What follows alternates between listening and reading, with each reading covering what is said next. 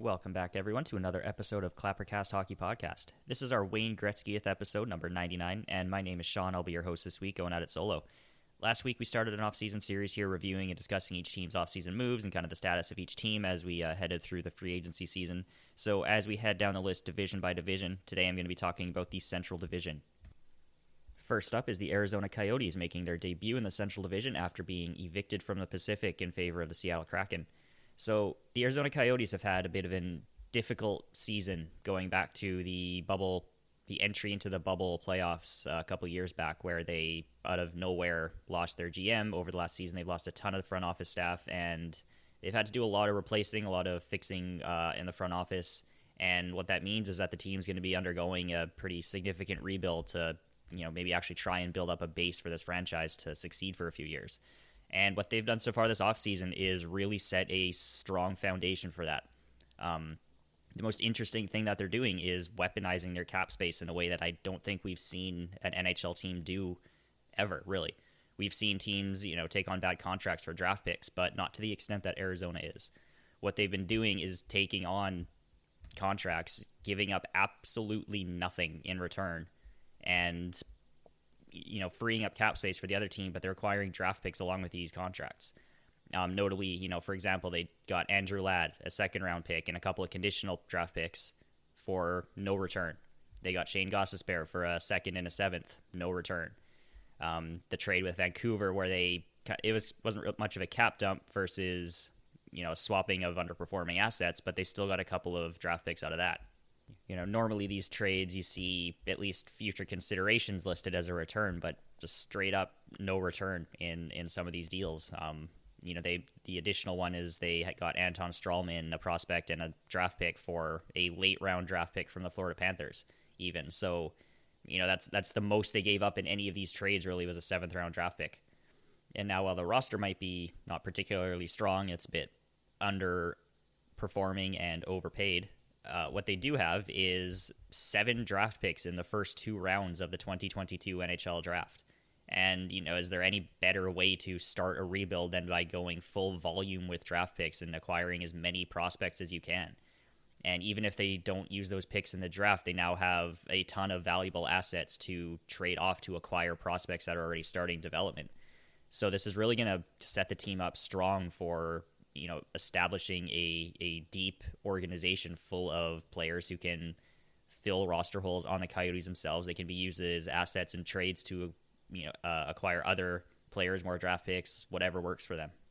In terms of the actual players that they've acquired or lost through this offseason, there's pretty significant turnover. I mean, they've lost Alex Goligoski, Nicholas Hjalmarsson retired, Jordan Osterley signed elsewhere. They've lost both their goalies. Antti Raanta has signed elsewhere. Darcy Kemper got traded to Colorado.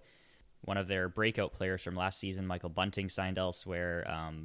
They're getting a lot of NHL-capable players in return, but they're not going to be the same caliber of some of what they've lost. There's probably going to be a lack of chemistry with the amount of turnover, and the most notable thing is how they went from having one of the better goaltending tandems in the league with Darcy Kemper, Antti Raanta, and even Aiden Hill got a lot of starts last season too.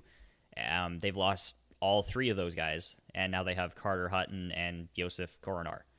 So that's a significant downgrade, and on a team that's rebuilding with not a particularly strong or offensive roster, they're probably going to struggle next season, and that's going to be fine because it's probably part of their strategy, part of their rebuild plan to struggle for a few years here and acquire a bunch of good prospects. So probably right in line with what they want to be doing, but it's not going to be a very easy season here for the Coyotes. And let's not forget to mention the team's got a new head coach as well, as Andre Torini comes in as the team's head coach. It's his first head coaching job in the NHL. He was an assistant with the Avs and the Senators for a few years, 2013 to 2016. But there's going to be a learning curve there as well as he gets used to the NHL team. He spent a lot of time in coaching in juniors, and now he's jumping in with a roster that's got a lot of kind of aging players kind of at the tail end of their careers or otherwise underperforming. So as of right now, the team still needs 1 NHL caliber defender. They only have 5 listed on the NHL roster on Cap Friendly. They got a ton of other, non-roster prospect type defenders, but they could really use 1 more free agent defender who can, help tie everything together. And I would say they need to try and acquire one of the couple of goalies left on the market, as I don't think a tandem of a 35-year-old Carter Hutton and Joseph Karanar is going to be quite sufficient to get you through an NHL season. We hear a few names like Alexander Georgiev, Anton Hudobin, and possibly Mikko Koskinen are available for trade. So that could be some targets there for the Coyotes to, either use up a couple of their draft picks to acquire a decent goalie or, get a couple more if they're taking a cap dump type situation.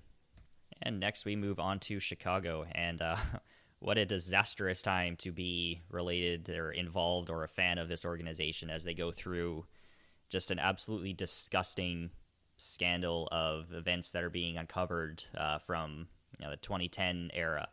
If you haven't already, I highly recommend searching up the Steve Dangle podcast, listening to the episode that they just had with Rick Westhead. He's one of the two main investigative journalists that are involved in uncovering and reporting on the scandal that's kind of emerging finally out of this organization.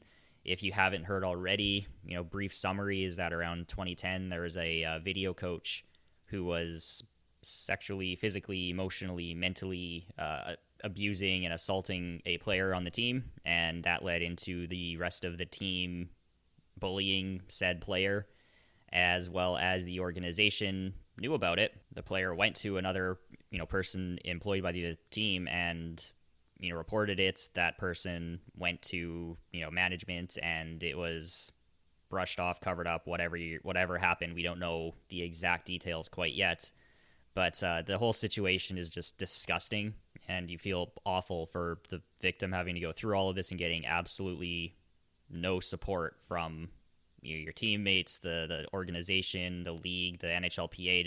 It just sucks all around, and it's just yet another bad look for a league that pretends it's hockey's for everyone, tries to be all inclusive and stuff, and then you hear about these types of things happening in organizations behind the scenes, getting completely covered up, ignored, brushed aside, and you realize all of that is just empty lip service.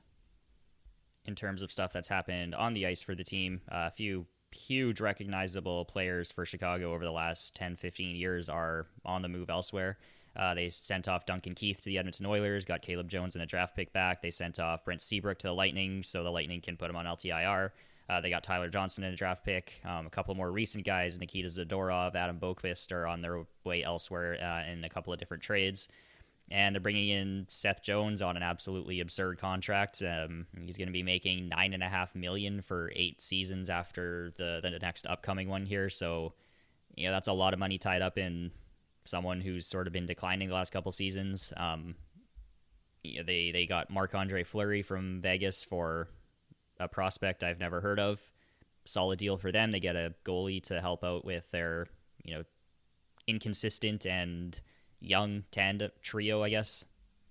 And in terms of free agency signings, they brought in Jujhar Khaira, spent his career so far in Edmonton as a third, fourth line center, and they brought in Jake McCabe from the Buffalo Sabres as some defensive depth.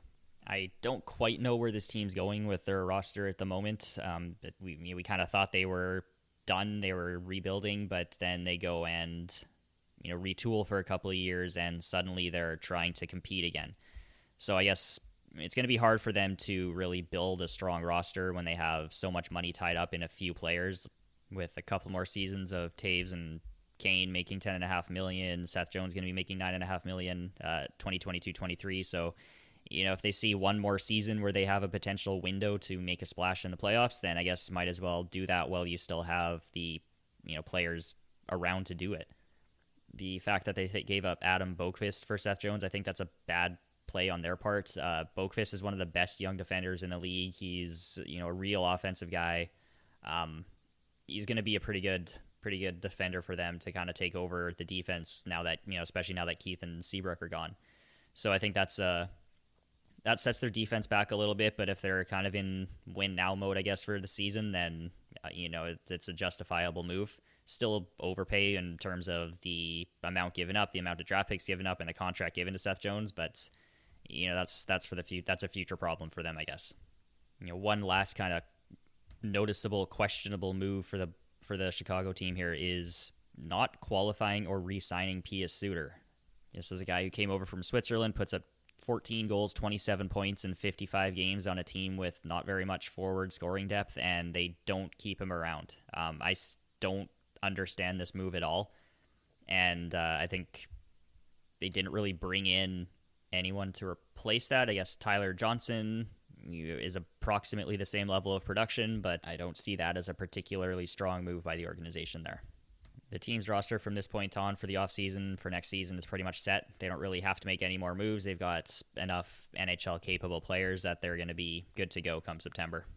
And next up, we've got the Colorado Avalanche. And after a few off seasons here where they've been continually making good moves, growing, developing, I think they kind of stagnated a bit here. And a lot of it boils down to the situation in their net, where Vezina finalist Philip Grubauer walked in free agency, went to Seattle. So that left them with no goalie, which led them to have to overpay, giving up Connor Timmins and a first-round pick for Darcy Kuemper. So Kemper's a great goalie, don't get me wrong, but he's also very frequently injured, and I see it as a little bit of a downgrade going from Grubauer to Kuemper. Now we'll see what happens, because obviously Colorado is a much better team than Arizona, so Kuemper could very easily put up similar numbers to what Grubauer was recently with the Avalanche. But to lose a goalie of Grubauer's caliber in free agency, it's a real bad look. In terms of other players, they also lost Pierre-Edouard Bellemare. They lost Patrick Nemeth, Sheldon Dries, Brandon Saad to other teams. But luckily, they were able to retain their other big free agents, keeping Cale Makar around. He signed for 6 years, $9 million per season, and Gabriel Landeskog kind of at the last minute after almost looking like he might be walking and going to a different organization as well. Stayed in Colorado 8 years, $7 million per season. So at least that core group of skaters that's been serving them so well for a while here is, staying together. They were also able to retain Tyson Jost. They brought in Darren Helm, Dylan Sakura, and also Ryan Murray. So like I mentioned before, there's most of the core staying the same. Most of the main players are staying around the team, but there's just some turnover in the bottom six and the depth players that are going to cause a bit of an adjustment into the team here. The big challenge for Colorado going into next season is going to be whether or not they can make a deep playoff run. So like many other teams before them, like we see with Toronto right now, we've seen with Washington, San Jose in the past, they're kind of at that stage where they're just about ready to turn the corner into being a legit cup contender, making their deep playoff runs, and they just can't get over that last little bits of hill to making the conference finals regularly, making the cup finals regularly, but they're so close that one of these years is just going to click for them, and they will find their way there. And ultimately, that all kind of just comes with experience and finding these small tweaks, the small combinations of players that are just going to give that little bit of an edge over your competition. And in terms of the rest of the offseason for Colorado here, I don't think they really need to do anything. Team's pretty much set. They've got enough players. They're all capable, quality players. But I wouldn't be surprised, or I wouldn't say it'd be a bad decision for them to make a little bit of a forward move to find a third or fourth line scoring player, just to give them a little bit more scoring depth. That's been an issue for them for a couple of seasons as they're slowly trying to fill out the roster, is depth in the forwards, because for a while it was after Rantanen, Landeskog, and McKinnon, they didn't really have any much of a threat at all. So there's a couple of decent players left in free agency that they could look at bringing in just for some scoring depth, some veteran presence, and hopefully something just to get them over that last little bit that I was talking about. And next up, we've got the Dallas Stars. So they were semi-active here in free agency. They made a bunch of smaller moves. Their biggest moves were bringing in Ryan Suter on a 4-year, $3.65 million contract after being bought out by the Minnesota Wild. And they also brought in Braden Holtby for a season at $2 million here after he got bought out by the Canucks. The Holtby move confuses me, to be honest. They have Ben Bishop, who apparently, I'm going by the fact that they brought Holtby in, assuming Bishop isn't going to be quite ready for the season. But beyond that, they have Anton Khudobin and Jake Ottinger. And they now have 3, possibly 4 goalies fighting for the two spots, and that's kind of where I mentioned earlier Anton Khudobin might be available in trade. I think that was one of their intentions, was to trade Khudobin out and then run with Holtby and Ottinger, and maybe Bishop if he happens to be healthy at some point during the season. I see that as a bit of a downgrade. Holtby, we know he's kind of struggled the last few seasons. His performance has kind of gone down in Washington, then he really struggled last year in Vancouver. So to go from Khudobin down to Holtby, you wonder if they're going to be the backup, and the team's ultimate goal is to have Jake Ottinger take the bulk of the work as their 1A, or if not, full-time starter. Unfortunately for the Stars, they weren't really able to make much of a big splash in free agency or in the offseason. They're kind of under a cap crunch. They're one of the top spending teams in the league, but they also missed the playoffs last season. And it's hard to say because they made the Cup Finals the year before, then they go and miss the playoffs. What's going to be their norm here? Are they going to be a playoff team? Are they going to need a little bit more tweaking? So we'll have to see how they rebound here heading into a different division again this season. They look like they could probably contend for one of the last playoff spots, but again, they're going to be up against Colorado. They're going to be up against St. Louis, who also struggled, and Winnipeg's always a bit of an overperformer. So they have a decent shot at fighting for a playoff spot here, but again, it's going to be a close battle with some of these other teams. This is where the team's going to be looking at guys like Rope Hintz, who's hopefully healthy for more than one game at a time next season, Denis Gurianov, Yoel Kiviranta, guys like them to just take steps forward and contribute a bit more than maybe they had last year. You're going to get a huge boost with the return of Tyler Seguin, who missed most of last season with injury. So that's going to give them, a massive piece back to giving them forward depth and reuniting kind of some of those effective lines they had between Seguin, Ben, Radulov in the past. So with the team and the roster in the shape that it is now, they're fairly set for next season. On paper, anyways, it's absolutely a strong roster, and like I mentioned before, they should easily be competing for one of those playoff spots. We'll just kind of have to wait and see how the team reacts and how they gel and get back into the groove of things once the season starts. Next up, we're going to take a look at the Minnesota Wild, and this is a team that's in a very tricky spot right now. Calder winner Kirill Kaprizov in need of a new contract, and apparently those negotiations are not going well. He still hasn't signed, and he wants a lot of money, and it sounds like he's even talked to teams back in Russia to head back over there after one season. If they lose him, that's just a huge hit to the rebuild, to the reemergence of this team. They also still have to re-sign Kevin Fiala. He's going to want a bit of a payday, and the team just has this really, really tricky cap situation right now. They've bought out Zach Parise and Ryan Suter over the last few years of their contracts, but now in 2021-22, they've got $4.7 million of dead cap space. But then in 2022-23, that jumps up to $12.7 million of dead cap space. And then for 2023-24 and 24-25, $14.7 million of just empty dead cap space dedicated to those buyouts. And that is, if the team's trying to compete in those years, they're going to be hard-pressed and at a significant disadvantage that they're basically going to be icing a team that's near the cap floor. Now, they'll have about $5 million of cap space from the floor to where they can spend because of those buyouts. So, if they're going to try to win, they need to do that basically next season, and they need to bring Kirill Kaprizov back to do that next season. So that's going to be tricky if they sign him to a big contract, and then in 2 years they can't afford to really keep him or the team together because of all of the cap space they've got tied up in those buyouts. So far for this offseason, in terms of things that have actually happened, they've lost Nick Bonino, huge part of their forward group for a bit here. Ian Cole signed elsewhere. They also lost Marcus Johansson, but they've brought in Dmitry Kulikov and Alex Goligoski to give that defense a boost because it's already a very high-end defense in the league, and that just got even better.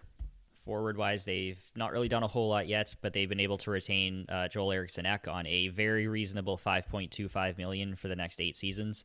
Ultimately, the forward grade this offseason, and the whole roster for that matter, depends on whether or not they can keep Kevin Fiala and Kirill Kaprizov and how much they sign for. I think Fiala's likely to stay, but Kaprizov, like I said, is up in the air. And that's going to be just a major blow to the organization for someone so energetic and just brought so much attention to that team. So many people, like my co-host Burke, became very invested in the Wild over the last season, watching guys, especially like Kaprizov and Fiala. Minnesota historically is an organization that doesn't always have the most exciting, fast-paced gameplay. So for them to bring in someone like Kaprizov and have him kind of leading that forward group, it's great for the fan base, great for the league to have Minnesota be such an attractive team to watch. Beyond those two forwards, though, they do still need to bring in a couple more, whether or not these are players that they develop and bring up. So you've got maybe Matthew Boldy, Marco Rossi, or a couple of big-name forwards that might be hopefully ready to make an NHL debut soon, but there are still a few forwards available in free agency that they could probably look at, and they're going to want to bring somebody in just to help give some depth, help give some competition to the roster, just to shore things up a bit. Next up in this division here, we've got the Nashville Predators, and they've had a bit of a tricky offseason. We don't quite know where to place what this team is doing. They were in full preparation to start rebuilding through last year, and then suddenly mid-season they completely turned it around and made the playoffs out of it. They seem to have started selling over the offseason, though.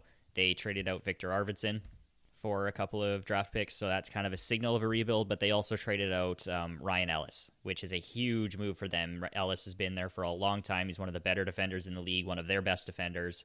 In a three-way trade with Philly and Vegas, Nashville got Cody Glass and Philip Myers out of it. That's just a huge shakeup to the defense of the Nashville Predators, and whether or not it was necessary or why they made that move in particular, I'm not quite sure. But they did it, and now we're going to see how who fills in, because that's something that Nashville's always been able to do, is trade out a big name defender and someone just kind of takes their place very quickly after. The big key to success here for Nashville is the play of UC Saros. Pekka Rinne retired over the offseason.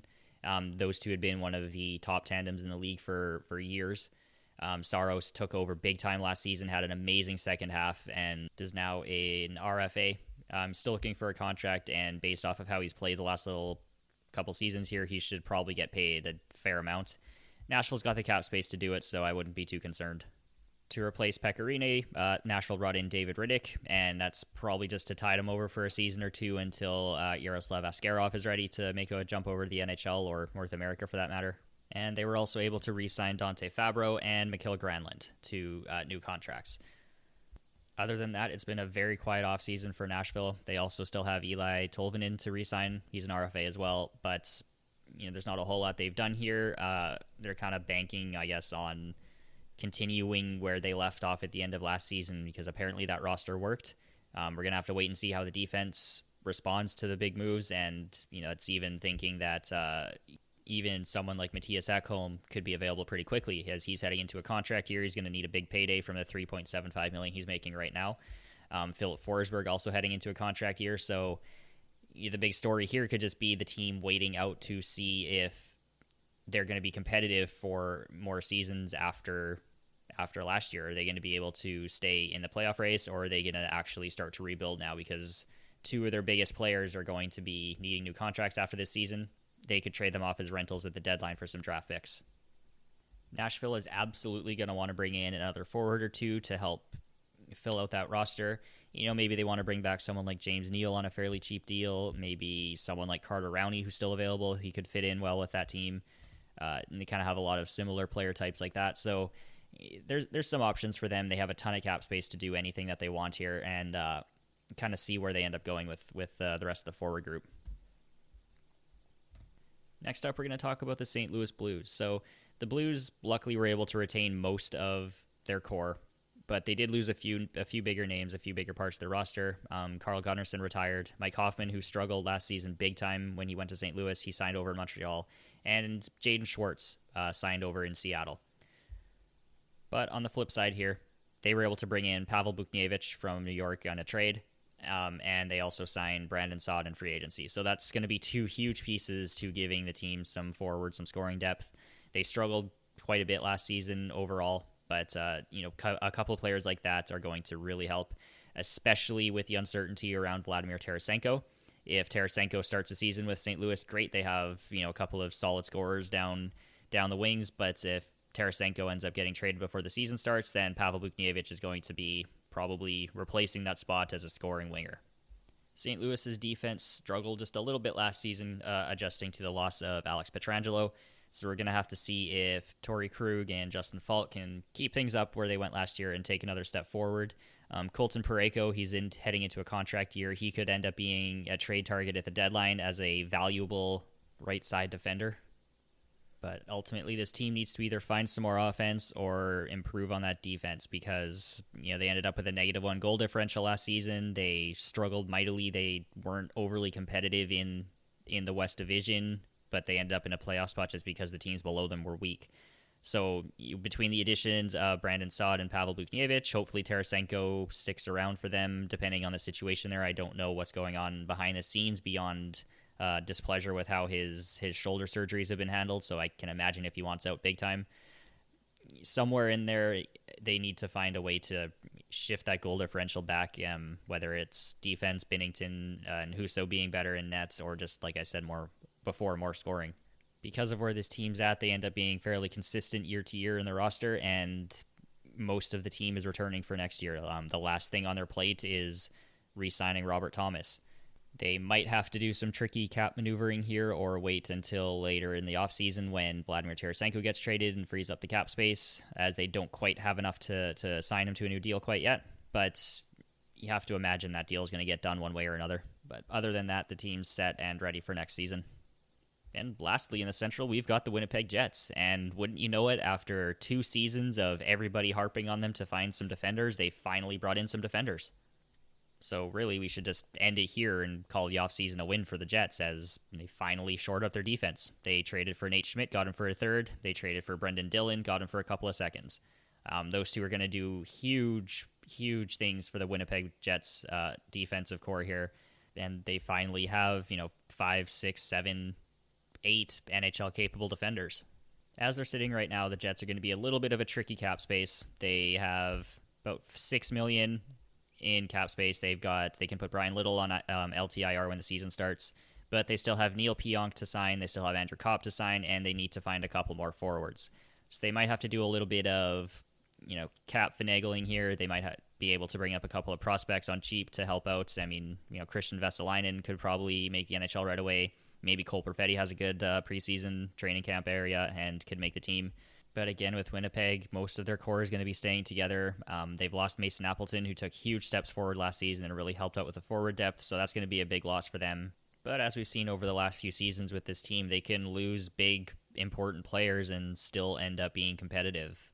Between having, elite generational goalie Connor Hellebuck, putting the team on his back and getting him into the playoffs, to just that forward depth of scoring ability that they've got, and the development of guys like Nikolai Ehlers and Kyle Connor really shoring up the forward group.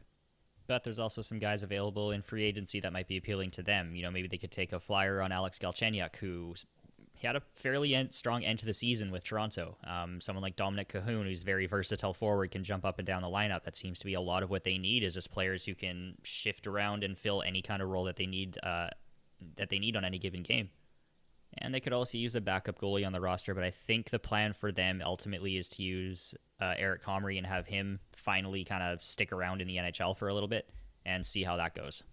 Now, the tricky part with all the additions that they brought in, looking like improvements over what was there, is that they also did lose a few important players. I mean, Laurent Brossoit had been back up there for a long time. Like I mentioned, Eric Comrie might finally take a step up and fill that role. But on defense, they did lose Derek Forbort and Tucker Poolman to free agency. So bringing in Nate Schmidt and Brendan Dillon, I think those two are improvements over what was there, and they should help it be a more reliable NHL caliber defense. Then on forward, they did lose Matthew Perreault and Nate Thompson on top of Mason Appleton. But again, that's where those depth forwards, that's where the versatility comes in with this lineup, that they can just bring players in and find someone who fits in a variety of different roles. They bring in Riley Nash, who's very underrated in what he provides to a team. He's one of the better defensive forwards in the league. He might not make a name for himself offensively or on the highlight reel, but he's a solid forward for that bottom six, and he's really going to help out on the defensive side of things.